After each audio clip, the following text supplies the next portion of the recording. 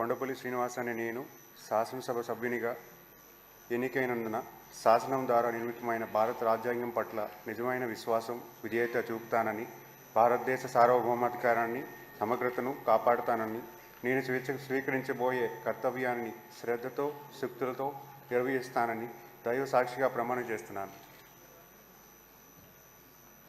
ఆంధ్రప్రదేశ్ శాసనసభ సభ్యుడైన నేను కొండపల్లి శ్రీనివాస్ అనే నేను సభ నియమాలను కట్టుబడి ఉంటానని, వాటిని అనుసరిస్తూ సభ మర్యాదలను పాటిస్తానని, సాంప్రదాయాలను గౌరవిస్తానని దైవ సాక్షిగా ప్రమాణం చేస్తున్నాను.